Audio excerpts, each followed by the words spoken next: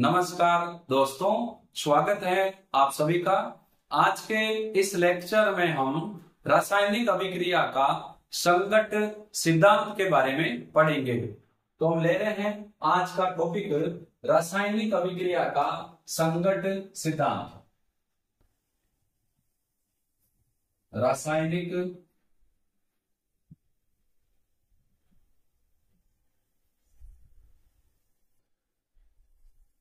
अभिक्रिया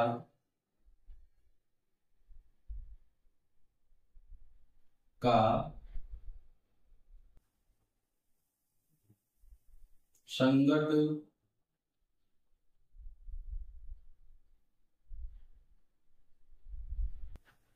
सिद्धांत। यहां पर जो वर्ड है संगत, इसको टक्कर भी बोलते हैं, अंग्रेजी में बोलते हैं collision. Collision theory of chemical reaction. सबसे पहले सवाल आता है, यह सिद्धांत किसने दिया था? जो सिद्धांत देता है उसको हम बोलते हैं प्रतिपादक।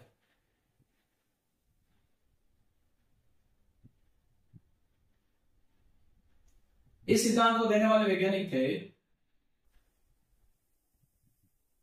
विलियम लुइस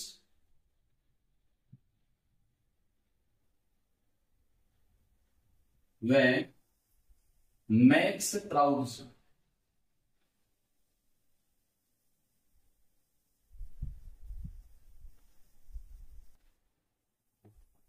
ये सिद्धांत गैसों की गतिक अवधारणाओं पर आधारित है। तो इस सिद्धांत का आधार हो गया, देखो हर एक सिद्धांत किसी ना किसी के बेस पर दिया जाता है।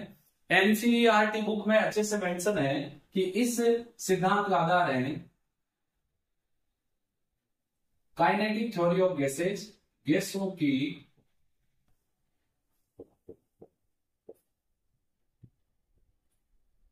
गतिक अवधारणा। अब बात करते हैं इस सिद्धांत की। इस सिद्धांत में अभिकारक अणुओं को ठोस गोला माना गया है। जैसे अपने छोटी सी गेंद मान लो क्रिकेट की, अगर वो गोला है तो वैसा माना गया है। अब इस सिद्धांत में क्योंकि अभिकारक अणुओं को ठोस गोला माना गया है, तो यह सिद्धांत कहता है कि इन ठोस गोलों के मध्य यानी अभिकारक अणुओं के मध्य आपस में टक्कर होगी, और जब अभिकारक अणुओं के मध्य टक्कर होगी तो टक्कर से उत्पाद बनेगा। इस लेक्चर के शुरू से ही मैं आपको बता रहा हूं कि यदि हम अभिक्रिया में अभिकारकों की सांद्रता बढ़ाएंगे या रासायनिक अभिक्रिया का ताप बढ़ाएंगे तो अभिकारक अणुओं के मध्य टक्करें पहले की तुलना में बढ़ जाएगी। अब वो ज्यादा आपस में टक्कर करेंगे, और जितनी ज्यादा टक्कर होगी उत्पाद उतना ही अधिक बनेगा, अभिक्रिया का वेग उतना ही ज्यादा होगा। तो इस सिद्धांत का आधार यही है कि इसमें अभिकारक अणु परस्पर टक्कर करेंगे और टक्कर करके उत्पाद देंगे। तो जब भी एक रासायनिक अभिक्रिया होती है तो संगत सिद्धांत के अनुसार अभिकारक अणुओं के मध्य टक्कर होगी और टक्कर से उत्पाद बनेगा। तो इस सिद्धांत में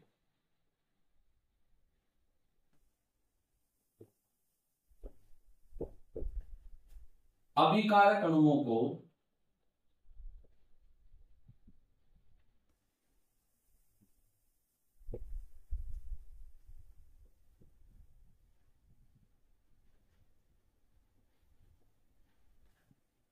क्या माना गया है? ठोस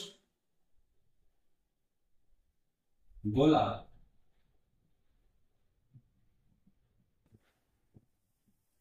माना जाता है।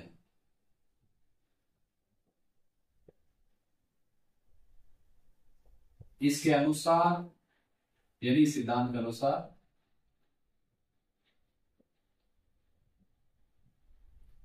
अभिकारक अणुओं के मध्य अभिकारक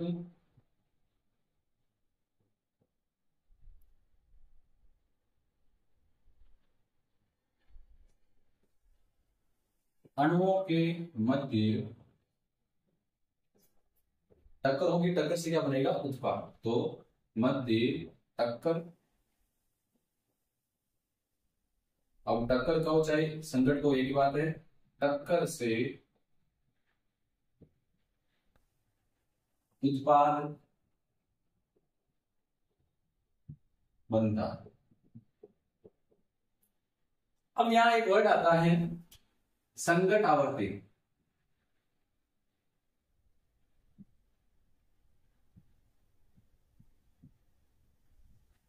सबसे पहले बात करते हैं ये होती क्या है।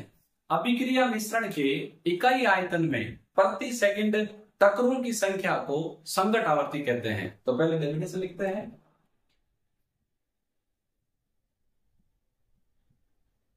अभिक्रिया मिश्रण के इकाई आयतन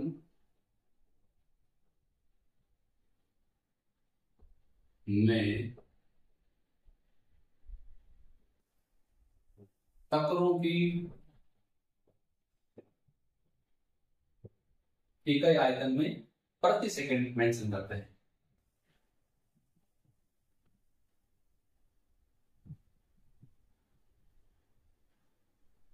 प्रति सेकंड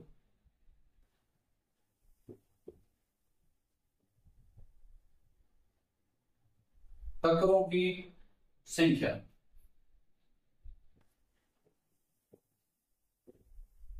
को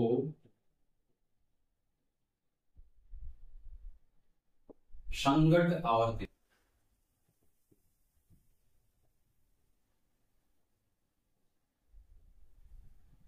कहते हैं। यानी हम अभिक्रिया मिश्रण का इकाई आयतन ले रहे हैं, उसमें हर सेकंड जितनी टक्कर होगी वही संगत आवर्ती कहलाती है।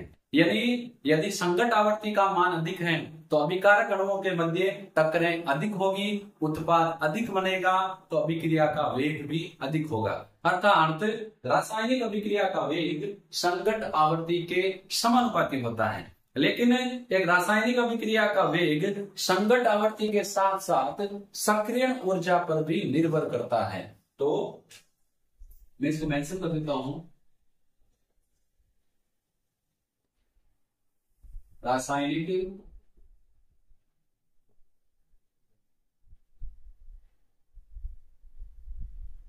अभिक्रिया का वेग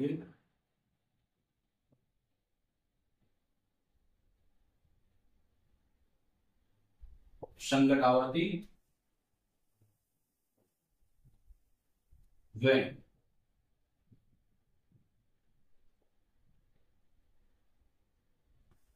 सक्रिय ऊर्जा पर निर्भर करता है।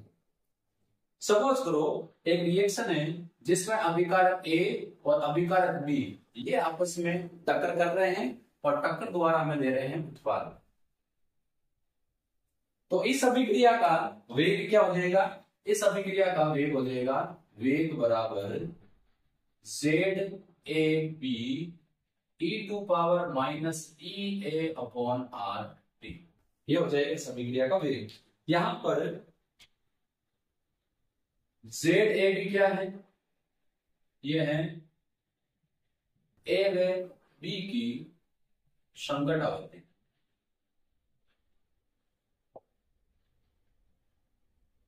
यदि ए व बी के मध्य टक्करों की संख्या है। और दूसरा जो है ये क्या है,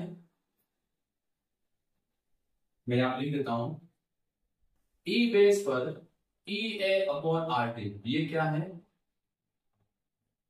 ये है EA या उससे अधिक ऊर्जा वाले अणुओं का अंश। यानी ई बेस पर EA/RT उन अणुओं का अंश है जिनकी ऊर्जा सक्रियण ऊर्जा या उससे अधिक है। लेकिन इस समीकरण द्वारा हम सरल अभिक्रियाओं के वेग को समझा सकते हैं, जटिल अभिक्रियाओं के वेग को इस समीकरण से नहीं समझा सकते, क्योंकि जटिल अभिक्रियाओं में जटिल अभिक्रियाएं एक से अधिक पदों में संपन्न होती है और उनमें सभी टक्करों से उत्पाद नहीं बनते, क्योंकि सभी टक्करें प्रभावी टक्कर नहीं होती है। तो प्रभावी टक्कर क्या होगी? ऐसी टक्कर जिसमें अभिक्रिया के लिए आवश्यक गतिज ऊर्जा वाले अणु और उचित अभिविन्यास वाले अणु आपस में टक्कर करे, उसी को हम प्रभावी टक्कर कहते हैं और प्रभावी टक्कर से ही उत्पाद बनता है। तो फर्स्ट ऑफ ऑल मैं आपको बता रहा हूं, ये जो समीकरण है वेग बराबर Z A B e base पर P A upon R T, तो इस समीकरण से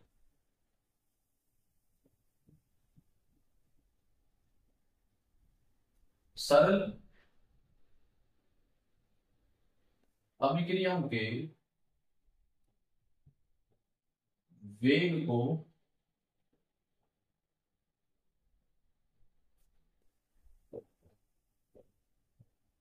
स्पष्ट किया जा सकता है।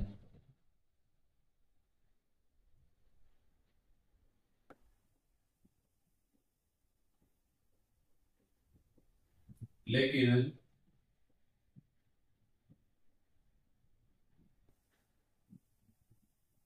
जटिल अभिक्रियाएं कौन सी होती है? जो एक से अधिक पदों में संपन्न होती है। जटिल अभिक्रियाओं के वेग को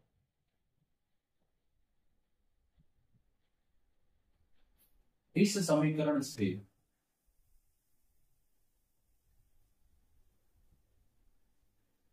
स्पष्ट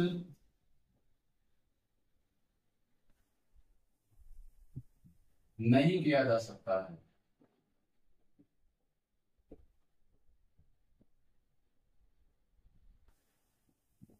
क्यों नहीं करते? क्योंकि इनमें यानी जटिल अभिक्रियाओं में सभी टक्करें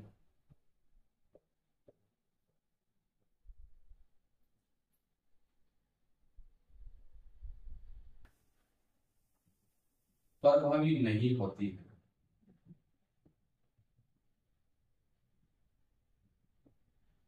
अब सभी टक्करें प्रभावी नहीं होती है, तो कौन सी टक्कर प्रभावी होगी?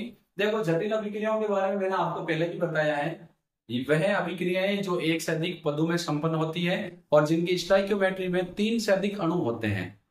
यदि 3 से अधिक अणु हैं, तो इन अभिक्रियाओं का आपस में एक ही पद में टक्कर करके उत्पाद में बदलना संभव नहीं होता। तो यहाँ पर हमने यही मेंशन किया है कि जटिल अभिक्रियाओं के वेग को इस समीकरण से स्पष्ट नहीं कर सकते, क्योंकि इनमें सभी टक्करें प्रभावी टक्करें नहीं होती। तो यहाँ पर वर्ड आता है, ये प्रभावी टक्कर क्या होती है?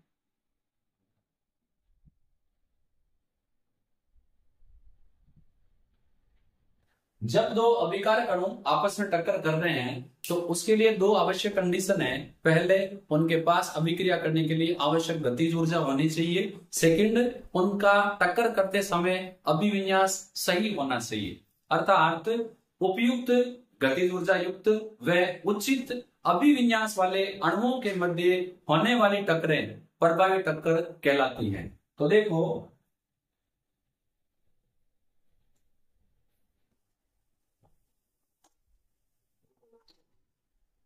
मैं यहां मेंशन कर देता हूं, उपयुक्त गतिज ऊर्जा व उचित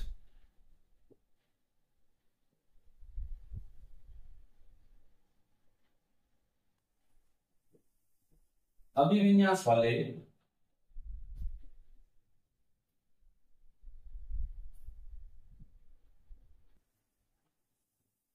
अभिकारक अणुओं के मध्य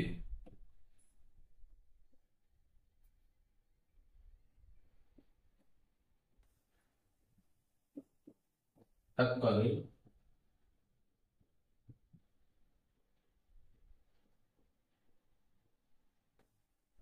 प्रभावी टक्कर कहलाती है।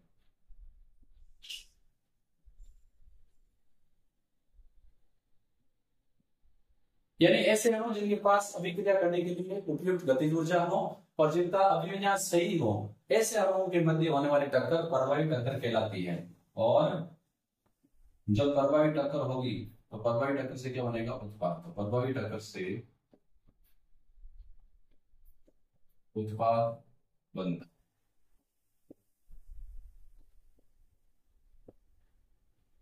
तो अब जटिल अभिक्रियाओं के लिए अभिक्रिया का वेग किस पर डिपेंड करेगा? सक्रियण ऊर्जा, क्योंकि उपयुक्त गतिज ऊर्जा क्या होती है? अभिक्रिया के लिए आवश्यक ऊर्जा सक्रियण ऊर्जा, और दूसरा क्या है? उचित अभिविन्यास। अतः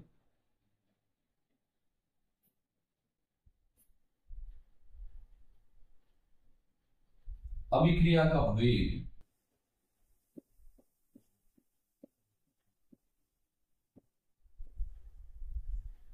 सक्रियण ऊर्जा में उचित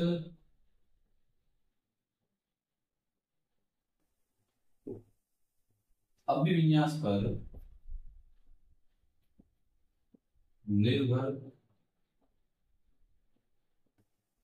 करता है। तो अब अगर हम वेग लिखें तो वेग समीकरण हो जाएगा वेग बराबर P, एक नया वेक्टर आ जाएगा ZAB e to power minus EA upon RT। यहां पर P क्या है? ये उचित अभिविन्यास वाला है, त्रिविम कारक। तो इस समीकरण से हम जटिल अभिक्रियाओं के वेग को स्पष्ट कर सकते हैं। अब देखो, ये जो उचित अभिविन्यास वाला है इसको हम एक एग्जांपल से समझते हैं। तो कुल मिलाकर जटिल अभिक्रियाओं के लिए टक्कर सिद्धांत के अनुसार अभिकारक अणुओं को उत्पाद में बदलने के लिए दो अवरोधों को पार करना पड़ेगा। पहला तो है ऊर्जा अवरोध, उसके पास अभिक्रिया करने के लिए आवश्यक ऊर्जा होनी चाहिए। सेकंड, उसका विन्यास भी उचित होना चाहिए। देखो रिएक्शन की बात कर रहे हैं, जैसे ब्रोमोमेथेन व हाइड्रोक्साइड आयन की रिएक्शन। देखो पहला ऑप्शन ये है कि ये मेथिल ब्रोमाइड है और इसमें हाइड्रोक्साइड आयन सामने से अटैक करे। तो जब सामने से अटैक करेगा तो अभिविन्यास सही नहीं होगा। इसको हम लिख देते हैं उचित अभिविन्यास नहीं होगा। तो क्या होगा? उत्पाद नहीं बनेगा। हमें क्या करना पड़ेगा उत्पाद बनाने के लिए? देखो उत्पाद बनाने के लिए कंडीशन ये है कि जो ये मेथिल ब्रोमाइड है, जिसमें मेथिल यानी कार्बन से 3 हाइड्रोजन जुड़े हुए हैं, इसमें हाइड्रोक्साइड आयन पीछे से अटैक करेगा और ब्रोमीन यहां से निकल जाएगा। तो यहां पर उचित अभिविन्यास है, मैं लिख देता हूं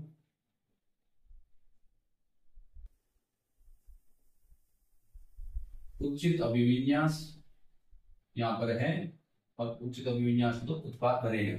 ये हाइड्रोक्साइड आयन कार्बन से जुड़ जाएगा तो ये बन जाएगा मेथिल एल्कोहल और ब्रोमाइड यहां से निकल जाएगा। तो मेरे हिसाब से ये बात स्पष्ट करने के लिए ये एक गुड एग्जांपल है कि यदि उचित अभिविन्यास है तभी उत्पाद बनेगा। यदि हाइड्रोक्साइड आयन इसमें कार्बन के सामने से अटैक करेगा तो उचित डायरेक्शन नहीं है, उत्पाद नहीं बनेगा। लेकिन यदि यही हाइड्रोक्साइड आयन बैक साइड से अटैक करेगा तो उचित अभिविन्यास होगा और टक्कर से प्रोडक्ट बन जाएगा। तो अगर मैं इन शॉर्ट कहूं तो टक्कर सिद्धांत के अनुसार अभिकारक अणुओं के मध्य टक्कर से उत्पाद बनता है। अभिक्रिया मिश्रण के इकाई आयतन में प्रति सेकंड होने वाली टक्करों की संख्या को संघट्ट आवर्ती कहते हैं। एक अभिक्रिया का वेग सक्रियण ऊर्जा जो संघट्ट आवर्ती पर निर्भर करता है। फिर हमने दो अभिकारक अणुओं के मध्य टक्कर से एक समीकरण निकाला, लेकिन इस वेग समीकरण से हम सरल अभिक्रियाओं के वेग को स्पष्ट कर सकते हैं, जटिल अभिक्रियाओं को नहीं, क्योंकि जटिल अभिक्रियाओं में सभी टक्करें प्रभावी नहीं होती। तो कौन सी टक्कर प्रभावी होगी? उपयुक्त गतिज ऊर्जा। जो उचित अभिविन्यास वाले अभिकारक अणुओं के मध्य होने वाली टक्कर प्रभावी टक्कर कहलाती है और ऐसी टक्कर से उत्पाद बनेगा। हर टक्कर से उत्पाद नहीं बनेगा, उसी टक्कर से उत्पाद बनेगा जो टक्कर प्रभावी होगी। इसका मतलब जटिल अभिक्रियाओं के लिए एक रासायनिक अभिक्रिया का वेग सटीक ऊर्जा के साथ साथ उचित अभिविन्यास पर डिपेंड करता है। एक अभिकारक अणु तभी प्रोडक्ट में बदलेगा जब उसके पास नंबर 1 अभिक्रिया करने के लिए आवश्यक न्यूनतम ऊर्जा हो, और सेकंड जब वो आपस में अभिक्रिया करें तो अभिकारक अणुओं का उचित अभिविन्यास होना चाहिए। फिर हमने एक जटिल अभिक्रियाओं के लिए एक समीकरण निकाला जहां पर नया फैक्टर आया कि ये क्या है, त्रिविम कारक या प्रायिकता। यदि हम इस समीकरण की और आरएनए समीकरण की तुलना करें तो आरएनए समीकरण का जो के है वो ZAB संगत आवर्ती के बराबर है। आरएनए समीकरण क्या है, वेग बराबर k e⁻⁻⁴ यदि ZAB संगत आवर्ती के स्थान पर आरएनए समीकरण में वेग स्थिरांक आएगा। लास्ट, इस सिद्धांत की दो मेन कमियां हैं। पहला, इसमें अभिकारक अणुओं को ठोस गोला माना गया है। ये जरूरी नहीं है कि अभिकारक अणु ठोस गोला ही हो। नंबर 2, इसमें अणुओं की संरचना पर कोई ध्यान नहीं दिया गया है। तो मैं कमियां यहां मेंशन कर देता हूं। कहां करें, यहां पर।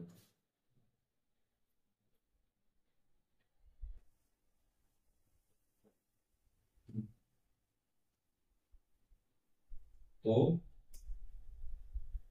इस सिद्धांत की कमियां, जब तक कमी नहीं निकालेंगे तब मजा नहीं आएगा। पहली कमी, शुरू में जो है वही कमी मान ली गई है, अभिकारक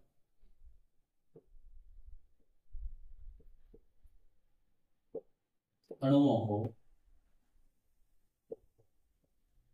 ठोस गोला माना गया है, जो कि सदैव आवश्यक नहीं है। और दूसरा, अणुओं की संरचना पर, क्योंकि जो अणु हैं उनकी स्ट्रक्चर कैसे होगी इस पर कोई ध्यान नहीं दिया गया, और कोई ध्यान नहीं दिया गया। तो यहां पर अपने ये केमिकल काइनेटिक्स वाला चैप्टर कंप्लीट होता है। इसके नंबरिंग के लिए मैं आपके लिए अलग से वीडियो लेके आऊंगा। तो अपना चैप्टर नंबर जो केमिकल काइनेटिक्स वाला है, चैप्टर नंबर 3 यहाँ पर कंप्लीट होता है। हम फिर मिलेंगे नेक्स्ट चैप्टर के साथ। धन्यवाद।